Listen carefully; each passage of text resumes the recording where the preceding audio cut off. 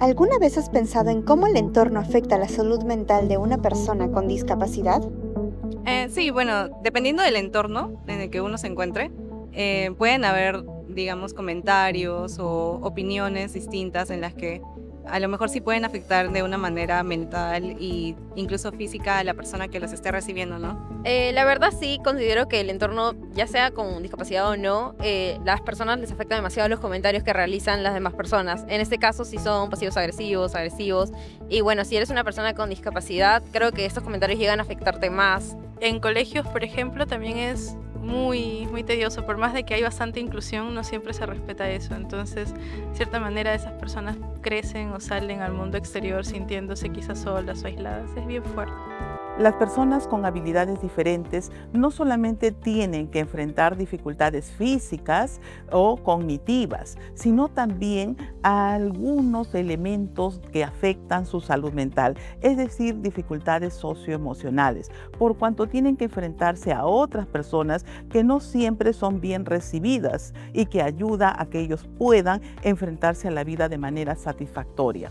Para ello, para conversar cómo afecta tener habilidades diferentes, vamos a tener la entrevista con el doctor Víctor Ampulle, quien nos va a señalar el impacto que tiene la percepción de contar en nuestro entorno con personas con habilidades diferentes y cómo esto puede afectar su salud mental.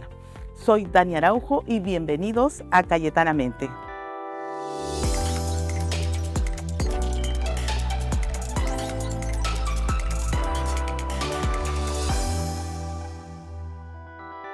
Bienvenido, doctora Ampulle. Realmente qué importante tenerlo, especialmente hoy para hablar de un grupo, ¿no?, de personas que necesita el cuidado de su salud mental. ¿Cómo se encuentra? ¿Cómo estás, Tani? ¿Qué tal? Qué gusto compartir de nuevo en este espacio. Hoy vamos a hablar acerca de un grupo de personas que muchas veces es observado, hasta incluso estigmatizado, pero es importante cuidar su salud mental. Porque estas personas llamadas personas con discapacidad, en realidad cuando se enfrentan al entorno, no solamente tienen que asumir, ¿no?, esta condición, sino también tienen que percibir cómo las otras personas los visualizan. ¿No es así? Es así, es así. E incluso el mismo término discapacidad, algunas personas ya lo toman como una palabra estigmatizante. ¿Cómo debemos nosotros entender, ¿no?, con el término que corresponde a este grupo de personas?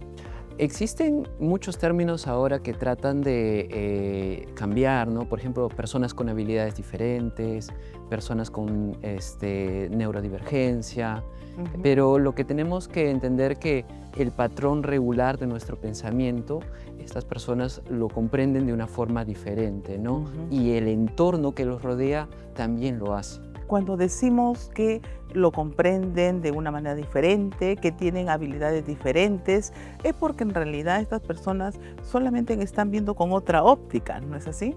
Sí, lo ven, por ejemplo, condiciones como el trastorno del espectro autista, ¿no?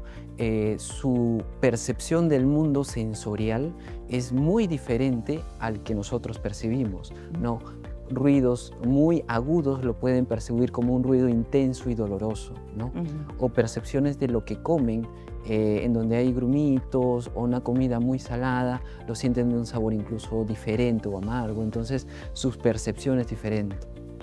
Qué importante lo que estás señalando, porque la comprensión de qué características tiene, cómo perciben el mundo, para las personas debe hacerse relevante, ¿no? Porque esa es una forma de ser empáticos con ellos, ¿no es así?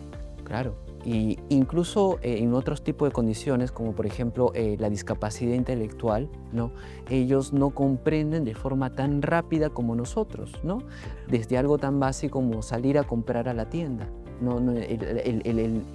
Comprender rápidamente la cantidad de monedas, el vuelto o la información de cómo se usan los métodos de pago, les es difícil, y entonces hay que tener mucha empatía y paciencia para poder ayudar. Y probablemente seguir comprendiendo cosas, ¿no? Como por ejemplo la falta de control, ¿no? Mientras que el otro lo puede hacer analizado, la otra persona no, ¿no? o otras condiciones que a veces nos parecen extrañas. Claro. Otras condiciones ya entran en el campo directamente de la psiquiatría, ¿no? Como condiciones como esquizofrenia o trastornos bipolares, que produce no solo lo que la mayoría de gente piensa de que son alucinaciones o juicios falsos, sino que también produce deterioro cognitivo. Entonces, ese término significa que su capacidad de entender o de memorizar es diferente o más lenta. Y con estas condiciones, Víctor, de pronto de no tener un control emocional, conductual, con ese deterioro, disminución de sus capacidades o visualizar las cosas de manera diferente, aquí, ¿cuán importante es la actitud de las personas hacia la discapacidad? Muy bien. Uno, cuando sale a la calle, muchas veces ve a una persona con una discapacidad visual, una discapacidad física, y suele tener por tendencia tal vez instintiva, una empatía, ¿no? Hay que ayudarlo a cruzar la pista, hay que ayudarlo a su movilización.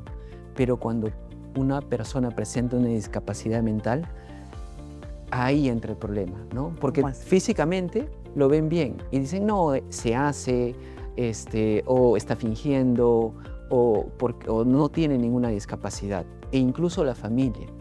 Y nosotros tenemos que comprender que la mente es parte del cuerpo y también la mente o el cerebro tiene dificultades en su proceso y eso hace que tengan dificultades en su entorno. Y esta disposición que muestran las personas, este grado de cercanía o lejanía, aceptación y rechazo que pueden mostrar las personas, no solamente lo muestran, sino también es percibido por la persona, ¿no? Exactamente. ¿Cuánto afecta esta percepción que hace la persona en esta condición al observar a los demás con una actitud negativa? Ahí, por ejemplo, entra la rama de la medicina, que es la epidemiología, ¿no?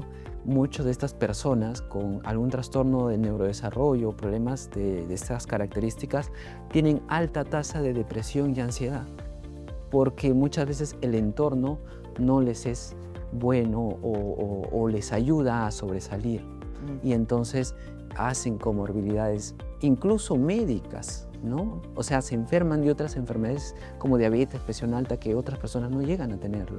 Y este detalle que acabas de mencionar, que me parece muy relevante, es que de pronto comienzan a tener un estado anímico bajo, ¿no? Y llegan a la depresión por la percepción que sienten de los demás. Ahí hay un contexto en donde sienten de repente que son percibidos personas que no corresponden o que no merecen cariño, se sienten abandonados. ¿Puede ocurrir en este contexto esto? Sí, incluso ocurre en la familia. No toda la familia piensa lo mismo acerca, por ejemplo, de un trastorno como el TDAH, ¿no? Con niños que son muy acelerados, muy hiperactivos. La familia dice, no, antes un par de correazos y se curaba, ¿no? Y le generan un trauma. ¿Okay? Pero hay otros familiares que sí pueden ser un poco más empáticos. Entonces, el tema de cómo es el cuidado y educar a los cuidadores es fundamental, porque la sociedad a veces no se puede cambiar, pero en general los cuidadores sí se puede trabajar. Claro. Y justo tocas este punto que es las personas que están a cargo. A veces no siempre son los padres, a veces tienen un tutor o una persona que está a cargo, ¿no? El rol, ¿no? La actitud que tiene este cuidador, cuán importante es para enfrentar esta condición en las personas. Es fundamental y aquí tenemos que trabajar en la educación de ese cuidador, ¿no? Te doy con ejemplos. Hace un tiempo tuve una adulta mayor con retraso mental que su cuidadora era su hermana porque ya los papás habían fallecido, ¿no? Entonces esta cuidadora en temas de salud físico la llevaba al hospital, pero no se daba su tiempo porque tenía sus cosas que hacer, ¿no? Claro. Y esta persona desarrolló un cáncer que no se quiso operar, cuando sí pudo haberse operado a tiempo y falleció lamentablemente de este cáncer. Y el cuidador reflexionó y tenía otra hermana también con discapacidad y cambió su conducta hacia un cuidado mucho más preciso y detallado hacia la otra hermana que también tenía discapacidad. Mira que este es un ejemplo excelente para ver que no solamente en esta condición está afectada la persona que tiene una condición disminuida frente al contexto, ¿no? Sino también la propia persona, el cuidador, se ve afectado. Aquí no solamente está involucrado la salud mental de la persona, sino también de los cuidadores. Exactamente. ¿Cuántos padres tienen sobrecarga de estrés por cuidar a niños con alguna de estas condiciones, ¿no? Que incluso se ven mucho en el entorno, y yo lo veo mucho en consultorio, que malos padres, hablo del papá, se va, ¿no? Y solo la deja la mamá con el cuidado. Porque ya no tiene paciencia o simplemente está presente, o sea, no se retira del hogar, pero aporta en lo económico y no en el cuidado. Entonces estamos viendo una convivencia entre la persona que está a cargo y la persona que está teniendo una condición que necesita apoyo, ¿no? Esta convivencia, este vínculo, ¿cómo debería ser para hablar de una buena salud mental? En primer lugar, el cuidador tiene que saber la condición que tiene la persona a su cuidado, saber qué condiciones tiene, qué problemas puede tener y cómo ayudarle, ¿ok?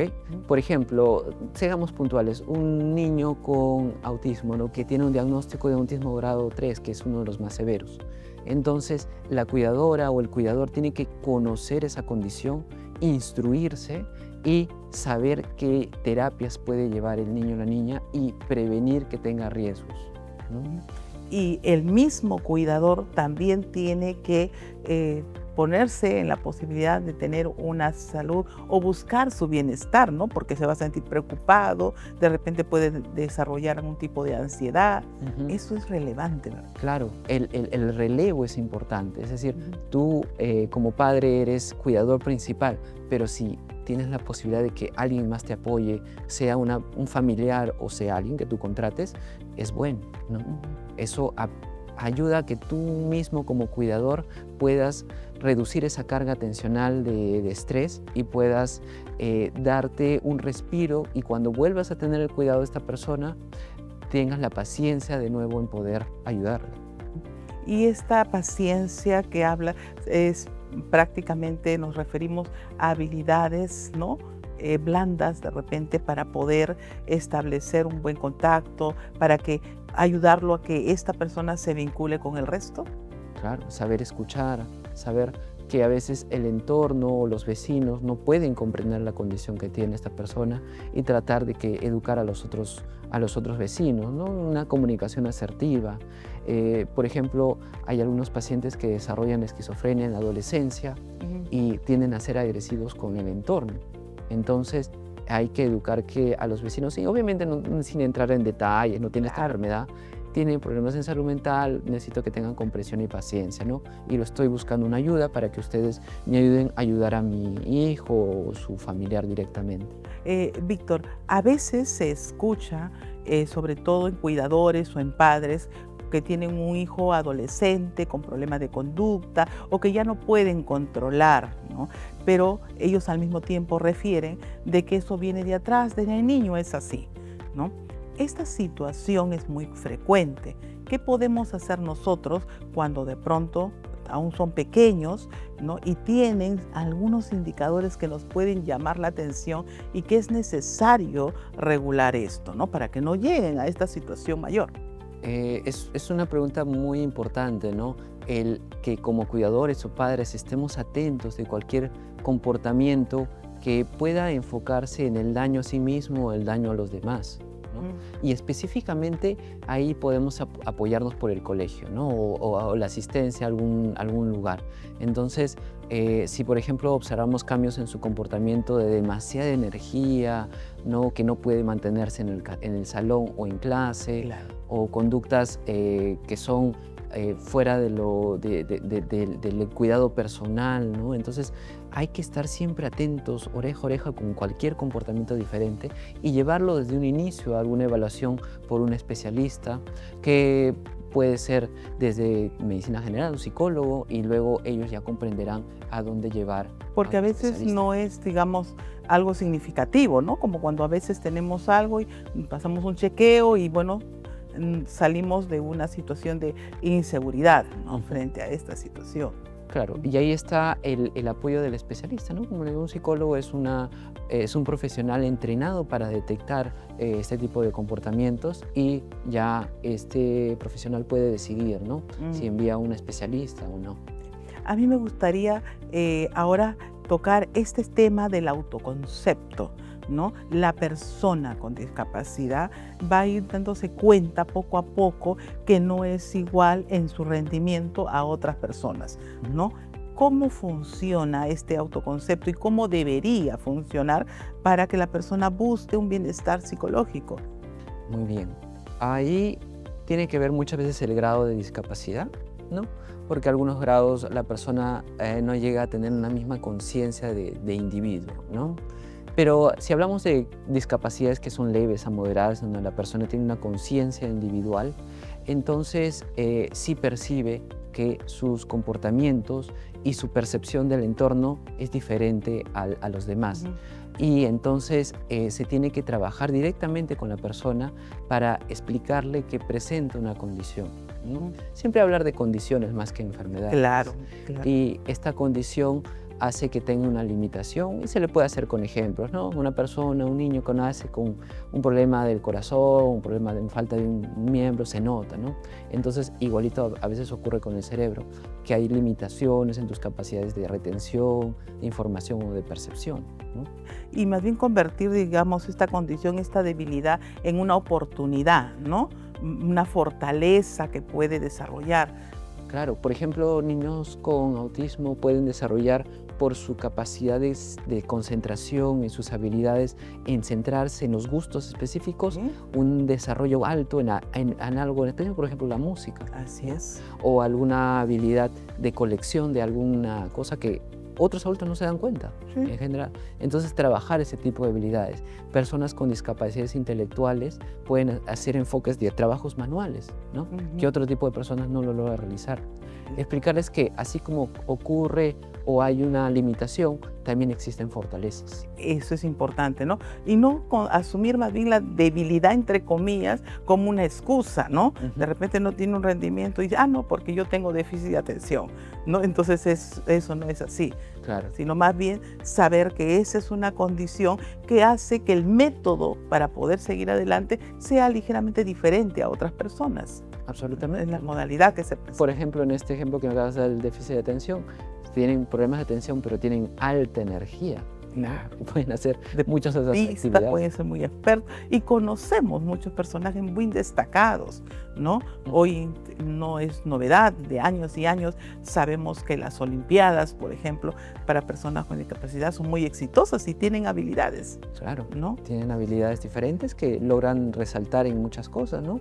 E incluso llegando a ámbitos de educación superior, ¿no? En la universidad o en estudios técnicos que es cierto, tienen dificultades en aspectos sociales o en algunas habilidades académicas, pero sí logran desempeñarse en desarrollos, ¿no?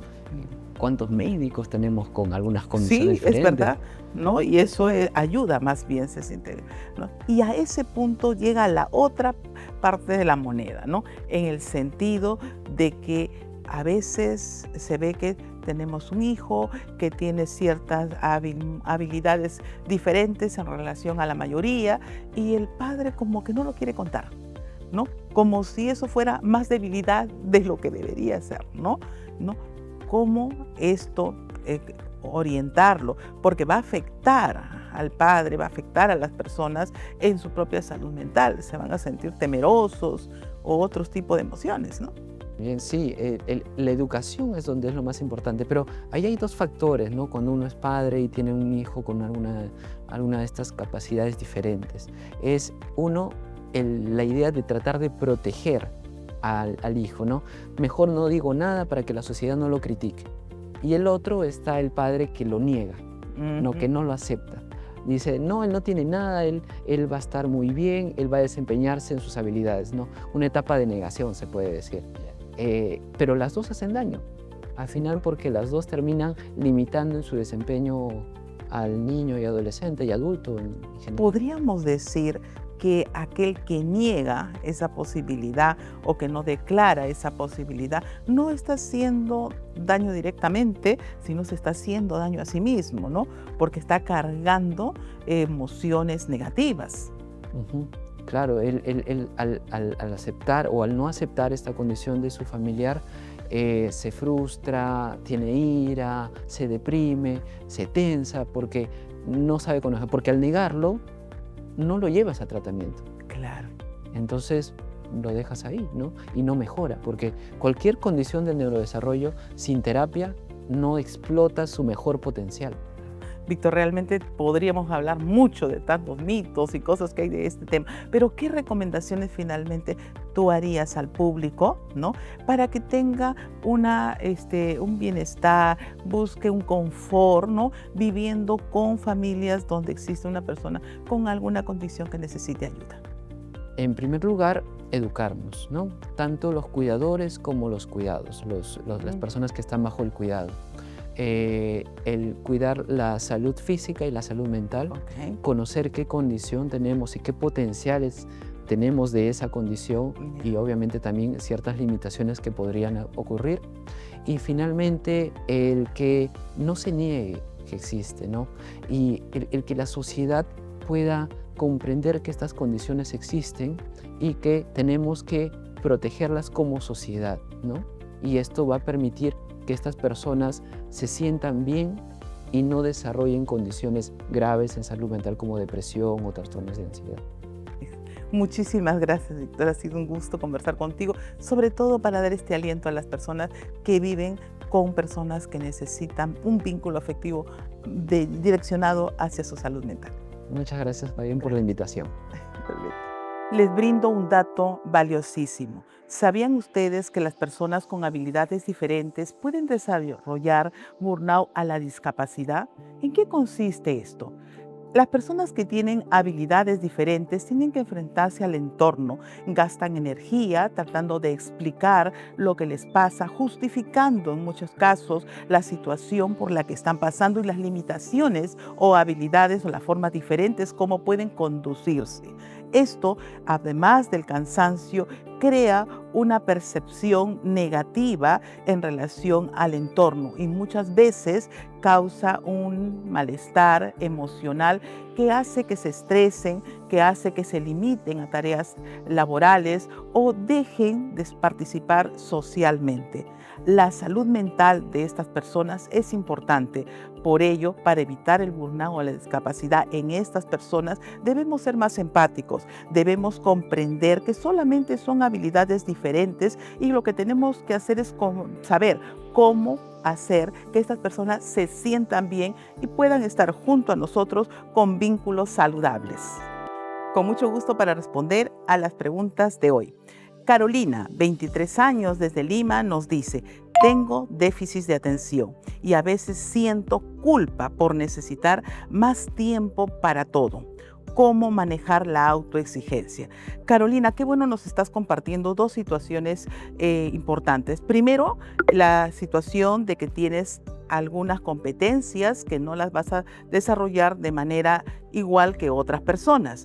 Pero también nos compartes que tú misma te estás autoexigiendo para poder hacer las cosas como la mayoría, ¿no? Si dejamos ese elemento de comparación o queremos nosotros hacer las cosas bien, cuidando cuál es el camino que nosotros podemos tomar para ser exitosos, creo que te va a ir muy bien. Empecemos por aceptar qué condiciones tenemos y luego qué estrategia debemos asumir en función a esas condiciones. Tengo una siguiente pregunta de José Manuel, quien nos dice lo siguiente: ¿cómo cuidar mi salud mental cuando el entorno no entiende lo que significa vivir con una discapacidad o una habilidad diferente? Bien, José Manuel, es bastante difícil ¿no? Pero partamos de la situación de poder sentirnos en confort frente a estas habilidades. Enseñemos a las personas que estas habilidades diferentes tienen fortalezas, tienen posibilidades, y los vínculos que se forman con las personas con estas habilidades es realmente muy valioso. La empatía que tenemos hacia el entorno progresivamente puede ir cambiando en la medida que nosotros empecemos por ese camino. Me ha dado mucho gusto responder a sus preguntas y continúenos dando sus inquietudes de tal manera que nosotros podamos brindarles algunas estrategias que pueden servir para su salud mental. Recuerden que la inclusión empieza cuando los demás comienzan a aceptar que hay diferencias individuales en las personas. Por lo tanto, si nosotros queremos llevarnos bien y tener un bienestar psicológico con estas personas que podrían darnos mayores aprendizajes, aprovechemos e incluyamos y cuidemos nuestra salud mental. Fue un gusto compartir con ustedes este programa. Síganos viendo por Cayetano.plus.